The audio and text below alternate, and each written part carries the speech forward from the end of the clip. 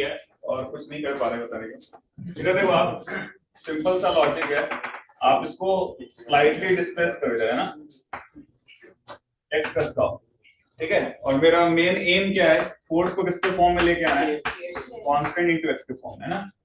तो time period क्या हो जाएगा अपना 2 pi under root of m by c, लिख रहा हूँ।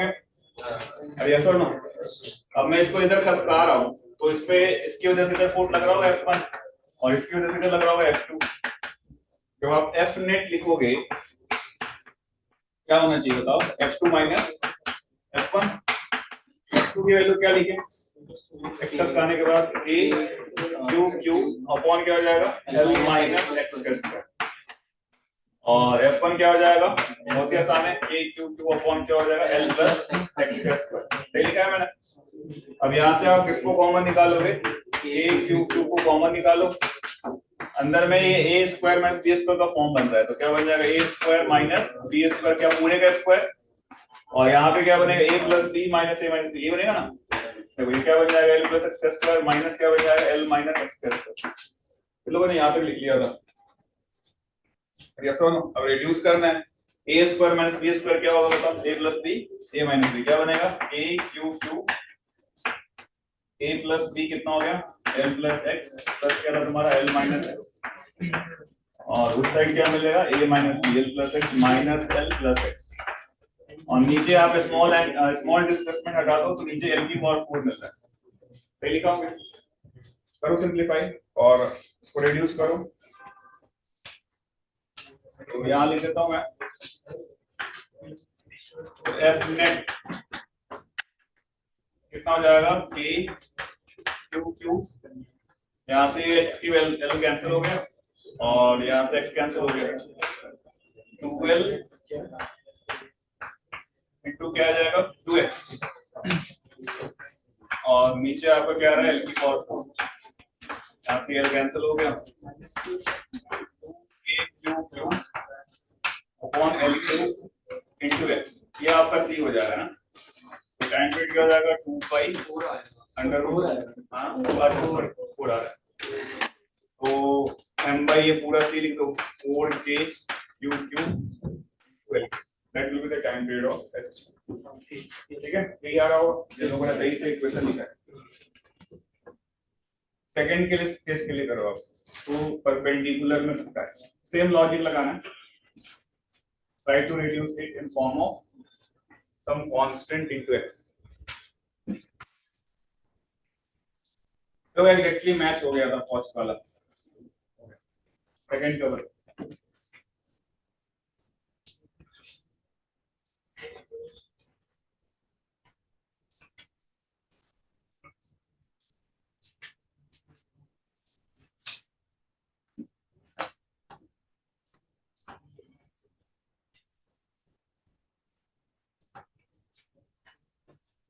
एक्स को यहाँ पे डिनोमिनेटर में किया है, न्यूमरेटर में नहीं करना है, डिनोमिनेटर।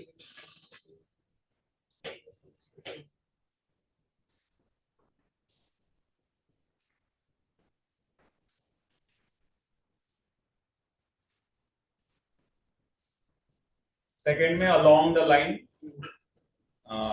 डिस्प्लेस कर रहे हैं, तो ट्राई करो कितना है।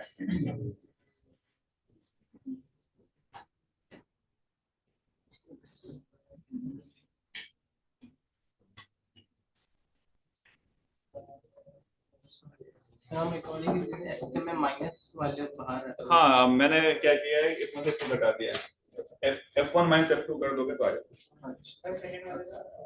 बेटा। आगे सेकंड में क्या आ रहा है answer, 2 by root x square plus l square की power 3 by 2x by 2k cube into q। ठीक, और मैं क्यों माइनस नहीं आ रहा, क्योंकि मैंने आगे नेट फोर्स राइट की तरफ ले लिया। सेकंड आ गया आपका, आ गया, वो सबका आ गया।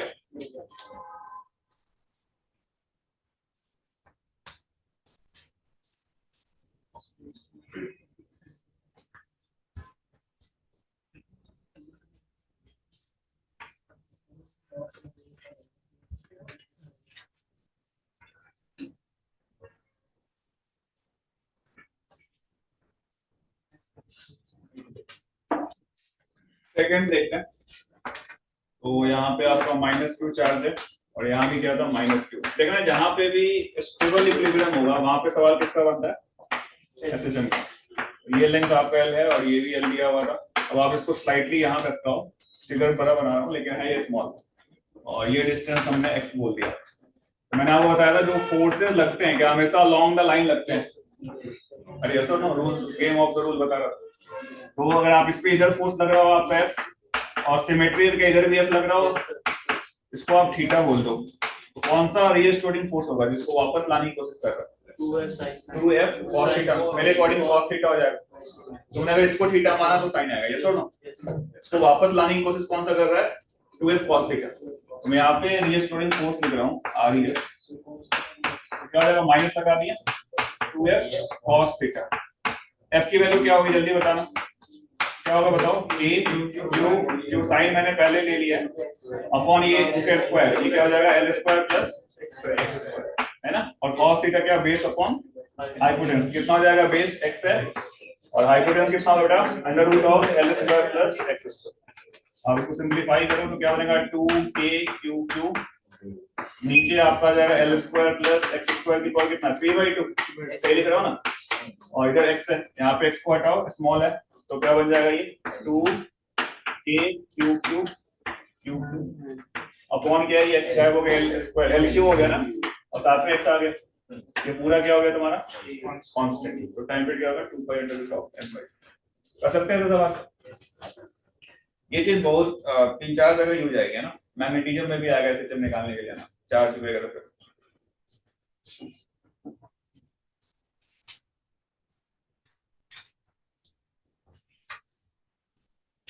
मैच हो गया था, मैच हो गया तुम्हारा हो गया।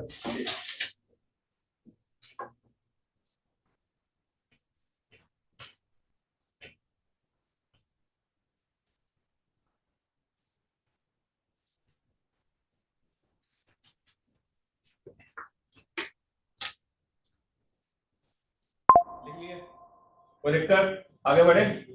ठीक, तो नेक्स्ट जो है, जो अपने रूल्स ऑफ द गेम देख रहे थे उसमें हमने सब कुछ देख लिया था कि फोर्सेस किधर लग रहा है, डायरेक्शन क्या होता है। तो नेक्स्ट अपन बात करेंगे वेक्टर फॉर्म ऑफ, लिखो vector form of Coulomb's law, vector form of Coulomb's law.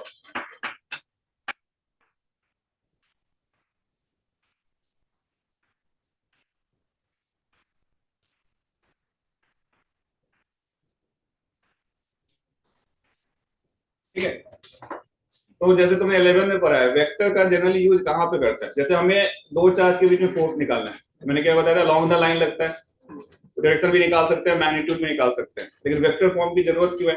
Vector का मेन यूज जो तुमने 11 में इतने सारे न्यूमेरिकल सॉल्व किए होंगे, वेक्टर्स का यूज कहाँ पे आता है, डायरेक्शन हो किसी रेफरेंस फ्रेम के वो। अरे हाँ है ना, जैसे कितने टाइप के रेफरेंस फ्रेम पढ़ा है आपने 11th क्लास में,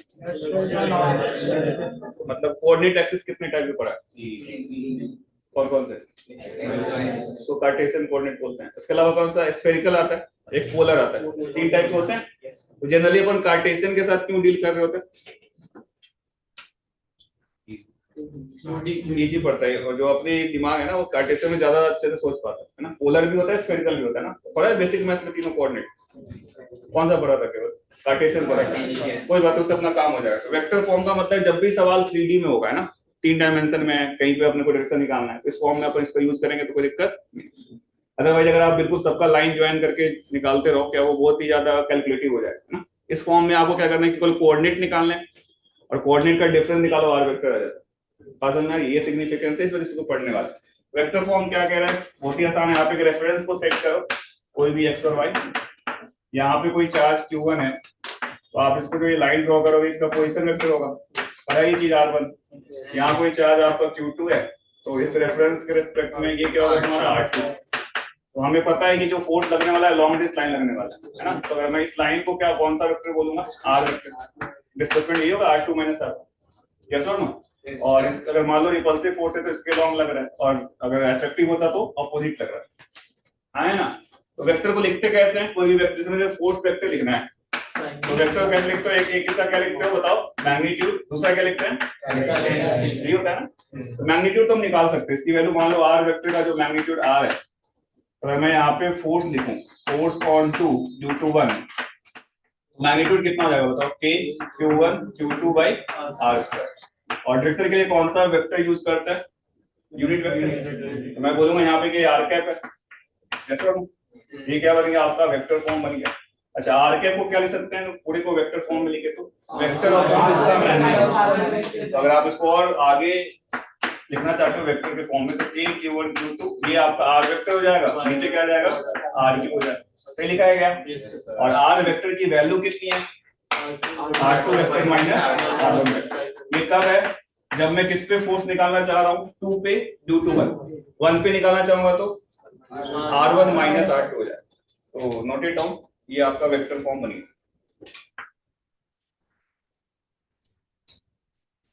ठीक है।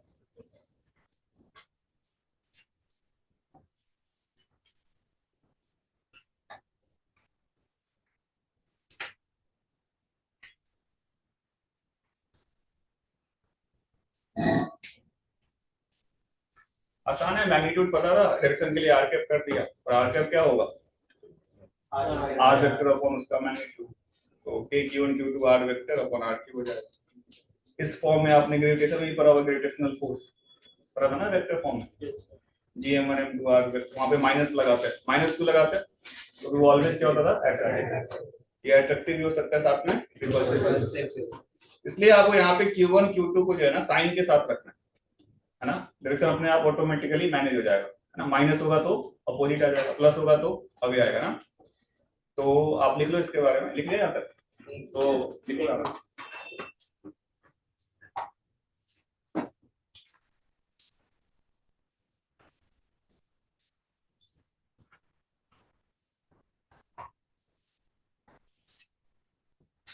आसान है ना।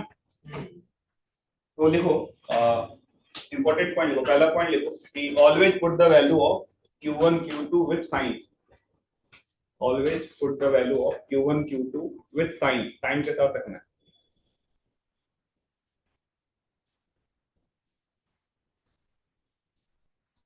ठीक है। वैल्यू को साइन के साथ रखना। दूसरा जो r वेक्टर है उसका हेड किसकी तरफ होगा, अगर मुझे 2 पे निकालना है तो हेड किसकी तरफ है, 2 की तरफ, 1 पे निकालना है तो इस साइड होना चाहिए। तो देखो head of the r vector, head of the r vector should be towards the point, should be towards the charge, लिखो जाते, should be towards the charge where we have to calculate electric force, where we have to calculate electric force, ठीक है। अब जैसे exam में जब तुम exam paper देने बैठते हो उस समय तुम्हारे पास बहुत सारे मेथड्स होते हैं ना, होते हैं ना। अब जैसे तुमने अभी 11th क्लास में कितने सारे मेथड पढ़ लिए, एक सवाल को सॉल्व करने के लिए आपके पास वर्ग एनर्जी थ्योरम भी है, सेंटर ऑफ मास का कॉन्सेप्ट भी है, कहीं कहीं भी मान लो एसएचएम भी लग रहा होता है, यस और नो। तो जैसे बहुत सारे सवाल आप कैसे सोचोगे कि इस सवाल मुझे वेक्टर फॉर्म यूज करूं तो जल्दी हो जाएगा सवाल। देखो इसका आप तरीका, जैसे क्वेश्चन सॉल्व कर रहे हो है ना, सॉल्व करते वक्त तुम्हें मैग्नीट्यूड एंगल निकालने में दिक्कत आ रही है ना, तो आप सोचोगे इस सवाल को किसके फॉर्म से करूं। जैसे अभी मैं वेक्टर फॉर्म पढ़ा रहा हूँ, अभी 2-4 सवाल दूंगा तुम्हारे दिमाग में रहेगा कि वेक्टर फॉर्म लगाना है। आज से 4 महीने बाद कोई टेस्ट हो रहा है, उसमें कोई सवाल आ गया इलेक्ट्रोस्टैटिक, यस और नो, अब उसमें नया सवाल है ना, लग भी नहीं रहा कि मैं वेक्टर की चर्चा भी नहीं कर रहा, लेकिन तुम्हें सोचना है कि सवाल में वेक्टर फॉर्म लगेगा तो सवाल आसान हो सकता है ना। तो कैसे सोचेंगे, जब भी तुम फोर्स निकालने जा रहे हो और डायरेक्शन निकालने में बहुत दिक्कत हो रही है, एंगल पता नहीं है, तो आपको किस फॉर्म को सोचना चाहिए, वेक्टर फॉर्म। तो लिख लो आप इसको एक नोट पॉइंट डाल के, whenever question is in 3D,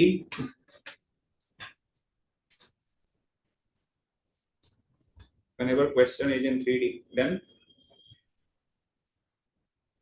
we should try to solve the problem by vector form. We should try to solve the problem by vector form, 3D में हो या जहां पे भी आपको मुश्किल आ रही हो थीटा वगैरह निकालना। क्लियर है ये चीज, कोई दिक्कत। चलो जैसे पहले एक छोटा सा एग्जांपल लेते हैं ताकि आपको ये चीज समझ में आए लगाना कैसे, ठीक है। तो एक क्वेश्चन लिखो, बहुत ही आसान है कि find out the force, find out the force on -4 coulomb charge, find out the force on -4 coulomb charge kept at 3, 4, 1, kept at 3,4,1 due to 2 coulomb charge, kept at -1, -2, -4, kept at -1, -2, -4. तो force बताना कितना हो coordinates repeat करो बेटा। Coordinates repeat करो coordinates कितना था पहला, कितना था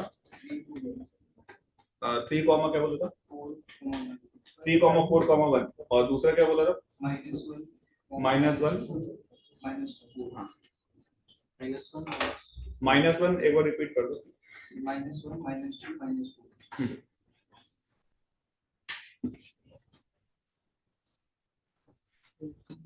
तो इसमें आप देखोगे कि आपको मैग्नीट्यूड या डायरेक्शन के लिए टेंशन लेने की जरूरत नहीं है, सब कुछ ऑटोमेटिकली ये फॉर्म यूज करके मिल जाएगा। तो सर आंसर 8k/√77 है। हाँ लेट मी चेक, देखते हैं अभी क्या है।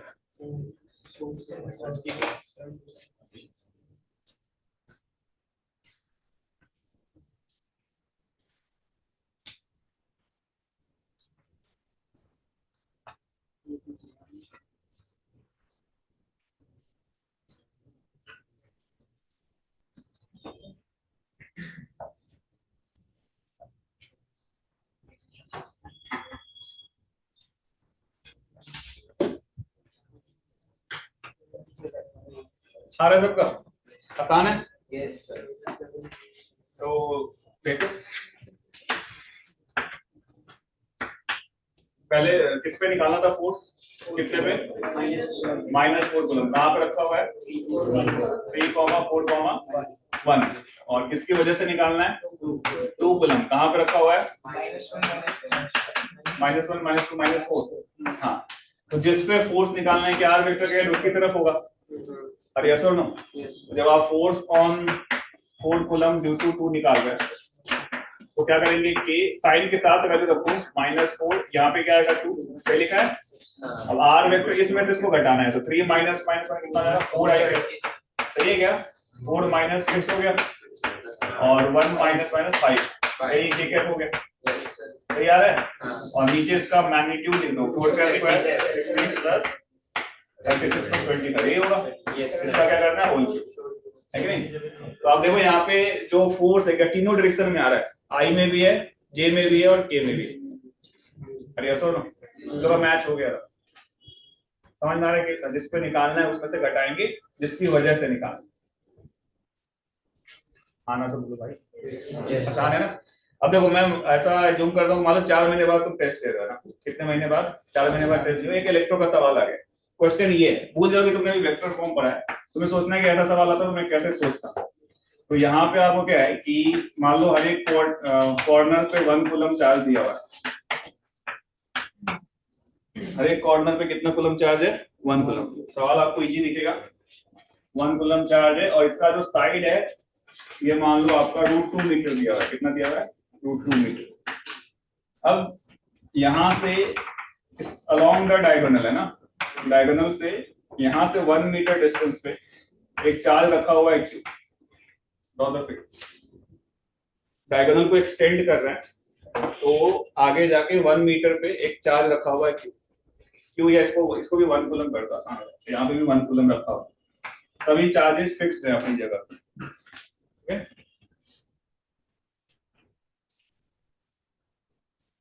अभी कहीं पे भी तुम्हें वेक्टर वगैरह कोऑर्डिनेट वगैरह कुछ भी गिवन नहीं, सवाल क्या है लिखना कि find out the force on 1 coulomb charge, ये वाला 1 coulomb, find out the force on 1 coulomb charge, this one, find out the force on 1 coulomb charge due to all the charges present, find out the force on 1 coulomb charge due to all the charges present, है ना।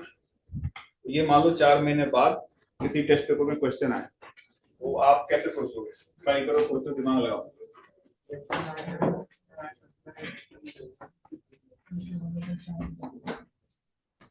तो अगर आप general method से जाओगे इसको solve करने, क्या वहां थीटा वगैरह निकालना मुश्किल है कि नहीं। जैसे ही आपको ऐसा लगे कि मुश्किल हो रहा है, यानी कौन सा फॉर्म से सोच सकते हैं, ट्राई टू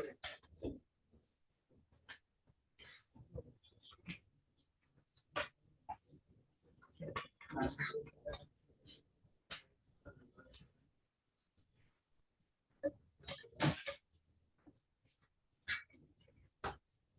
वेक्टर फॉर्म लगाने के लिए सबसे पहले मुझे क्या सिलेक्ट करना पड़ रहा है, एक्स और वाई एक्सिस, और ये किस पे डिपेंड करता है, तुम्हारे ऊपर, रेफरेंस तो तुम्हारे ऊपर डिपेंड करेगा। तुम सोचो किसको एक्स और वाई माने ताकि कोऑर्डिनेट लिखना आसान हो। पर सोचो सोचो, यही सवाल को सोचना है। अलग अलग मानोगे अलग अलग आंसर आएगा ना, मुश्किल भी हो सकता है कोऑर्डिनेट, तो आपको ये सोचना है टोटली डिपेंड्स ऑन यू कि हम रेफरेंस किसको लें ताकि सॉल्व करना आसान हो। समझ पा रहे हो मैं क्या बताना चाह रहा हूँ, है ना? कोऑर्डिनेट सिलेक्ट करना तुम्हारे ऊपर डिपेंड करेगा, लेकिन फोर्स का मैग्नीट्यूड हर एक रेफरेंस से क्या आएगा, सेम आएगा।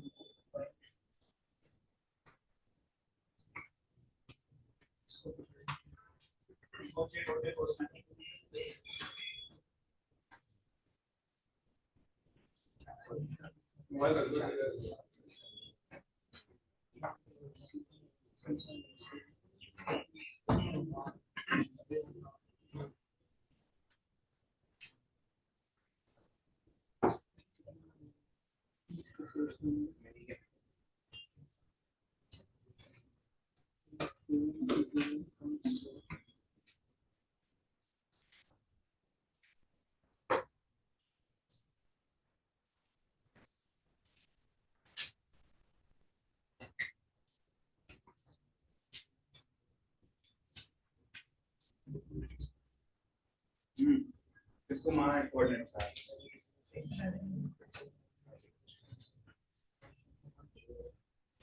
जब आपने, आपको क्या नाम है, हाँ, आपने इसको माना है कोऑर्डिनेट ना, इस वाले को एक्स और वाई मान रहा है ना, तो क्या इसको लिखना मुश्किल आ रहा था, √2 में आ रहा था कुछ, आया था ना 1/√2 समथिंग आ रहा था, लेकिन अगर तुम इसको मानते हो कोऑर्डिनेट इस वाले को तो क्या आसान हो जाएगा, क्योंकि इसका साइड √2 दिया हुआ है, तो डायगोनल कितना हो जाएगा, 2 होगा, नहीं होगा? तो अगर आपने इसको ओरिजिन मान लिया जहाँ पे डायगोनल कट रहा है 0,0, इसको x मान लो, इसको y मान लो, क्या 1 1 मिल जाएगा कोऑर्डिनेट? अरे हाँ है ना, आसान हो गया, नहीं हो गया? तो आप इसका कोऑर्डिनेट लिखोगे, क्या लिखोगे बताओ, x में 1, y में क्या है 0, इसका क्या होगा y, x में 0, y में 1, इसका क्या होगा, x में -1, y में क्या है 0, इसका क्या होगा 0,-1, इसका क्या हो जाएगा, x में 2, y में 0। क्या आसान है लिखना? बात समझ में आ रहा है, नहीं आ रहा? इसमें बोला 4 महीने बाद सोचो टेस्ट में क्वेश्चन आ रहा है। अब कुछ नहीं करना, सीधे घटाना है और फोर्स लिखना है, तो अब सुपरपोजिशन लगा दो, फोर्स ऑन नेट फोर्स लिख दो, सबका नामकरण कर देते हैं, इसको 1 2 3 4 बोल देते हैं, तो नेट फोर्स जो होगा, फोर्स 5 बोल देते हैं उसको, 5 on 1 on 5 into 2 plus force on 5 into 3 plus force on 5 into 4। अब 1 by 1 में पूछता हूँ, बताते चलो, कौन बताएगा? आपसे शुरुआत करते हैं, आप बताओ। अब बताओ, फोर्स ऑन 5 जो है जिस पे मुझे फोर्स निकाल, तो 5 बोला है, तो 5 पे फोर्स निकालना ड्यू टू 1, है ना, तो क्या हो जाएगा, K Q1 Q2, R vector क्या लिखे, 5 पे निकालना है ड्यू टू 1, क्या 5 में से घटाएंगे 1 को, यस और नो? तो 5 कितना है तुम्हारा 2, और क्या 2i क्या, फिर क्या हो जाएगा, माइनस हो जाएगा ना, 1 किसको माना था मैंने, किसको माना था, तो 2 - 0 2 हो गया, और 0 माइनस माइनस हो गया, तो माइनस क्या हो गया, j कैप, नीचे इसका मैग्नीट्यूड कितना हो जाएगा, 4 प्लस इसका क्या हो जाएगा 2, कैसे लिखते चले जाओगे, और यस और नो, सबकी वजह से लिखो और ऑटोमेटिकली वो डायरेक्शन के साथ आ जाएगा आंसर, है ना, आई कैप जे कैप में आ जाए। तो वेक्टर फॉर्म से आसान हो गया, फिर कुछ एंगल वैंगल निकालने की जरूरत नहीं पड़ती। मैंने 1 की वजह से लिखा, आप 2 3 4 सबकी वजह से लिखो, प्रैक्टिस हो जाएगा, आप लिखो, फाइनल आंसर निकालें।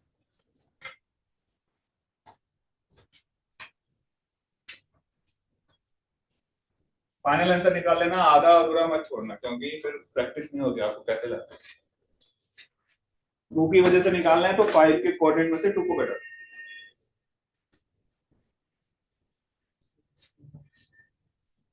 समझ में आया? तो मैं √2 मान रहे थे, मुश्किल हो रहा था मैं लिखने में, तो आपको ऐसा डेटा गिवन होगा ताकि कैलकुलेशन आसान हो।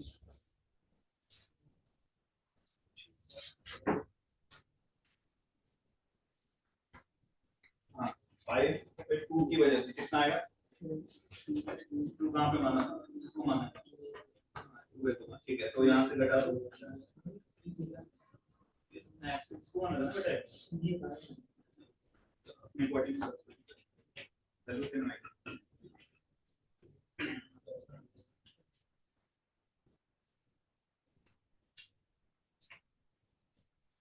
लिखते जाओ, आई का एक्स्ट्रा जोड़ तो दे आगे, ठीक, ये माने थे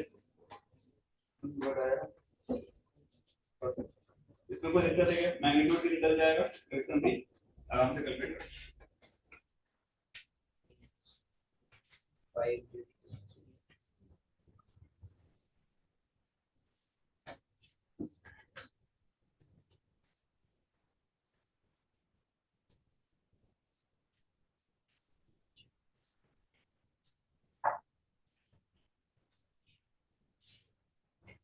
आ गए, ठीक है, तो आई वाले को एक साथ कर लो, जे वाले को एक साथ कर लो, तो आई और जे में इक्वेशन हो जाए।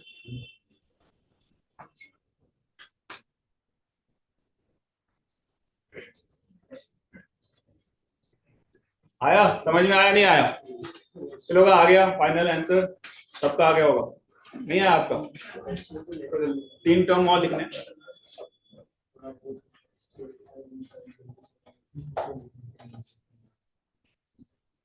तो जिसपे फोर्स निकालना है उसमें से घटाना है, जिसकी वजह से निकालना है उसके कोऑर्डिनेट। फाइनली किस में आ रहा है, नेट वाला आई कैप में आ रहा है, जे वाले कट रहे हैं, समझ में आया नहीं आया, कर सकते हैं। एक सवाल मैं और दे रहा हूँ, घर से ट्राई करना है क्योंकि थोड़ा सा मजदूरी वाला काम है, और घर पे आप एक पेज छोड़ दो, घर पे आप प्रैक्टिस कर लेना, आपको वेक्टर फॉर्म आ जाएगा। जैसे मान लो एक क्यूब दिया हुआ है और इस क्यूब पे कुछ नहीं बोला है, हर एक वर्टेक्स पे 1 कूलम चार्ज है, यहाँ भी आपको रेफरेंस खुद से सिलेक्ट करना पड़ेगा, 1 कूलम चार्ज है, और साइड मान लो 1 मीटर दिया हो, एक पेज छोड़ दो, वहां पे आप घर पे प्रैक्टिस कर लो, एक क्यूब बना लो और एक वर्टेक्स पे 1 कूलम चार्ज रख दो, ठीक है, और ये जो चार्ज है, ये वाला जो बॉडी डायगोनल पे चार्ज पे नेट फोर्स निकालना, कौन से फॉर्म में सोचना आसान है, हर का कोऑर्डिनेट लिख लो और फिर घटा के लिखते रहो। एग्जाम में आपको इतना कैलकुलेटिव नहीं आएगा, ऐसा आएगा जैसे अभी मैंने कराया था स्क्वायर वाला, इस टाइप कुछ हो जिसमें आपको एंगल वगैरह निकालने में दिक्कत हो रहा है, तो आप वेक्टर फॉर्म लगा सकते हैं ना, तो लिख लो एक find out the force on 1 coulomb, net force on 1 coulomb, coordinate आप 1 क्यूब है, हर एक साइड क्या होगा 1 है ना, तो एक्सिस को सिलेक्ट कर सकते हो, किसको मानना चाहिए एक्स वाई जेड, मिड मान लो, एक्स को ही मान सकते हो, आसानी होगा, एक्स इसको क्या मान सकते हो, वाई इसको क्या मान सकते हो, आपके ऊपर डिपेंड कर रहा है जैसे लिखना आपका, ठीक है, समझ में आया वेक्टर फॉर्म कब लगाना है, मॉड्यूल में भी क्वेश्चंस होंगे तो आपको क्लिक कर जाएगा ना कि किस वाले सवाल में वेक्टर फॉर्म लगाना। अब थोड़ा सा बात करते हैं, लिख लिया क्या तुमने इसको, ठीक है, अब ध्यान सुनना, अब बात करते हैं अपन इलेक्ट्रिक फील्ड की, है ना, तो लोग अभी पढ़ के आए होंगे ग्रेविटेशनल फील्ड, पढ़ा था क्या, हाँ, तो अभी बात करते हैं, थोड़ा मेन चीज है ये, पूरा चैप्टर इस पे चलने वाला है, आप यहाँ पे लिखो इलेक्ट्रिक फील्ड,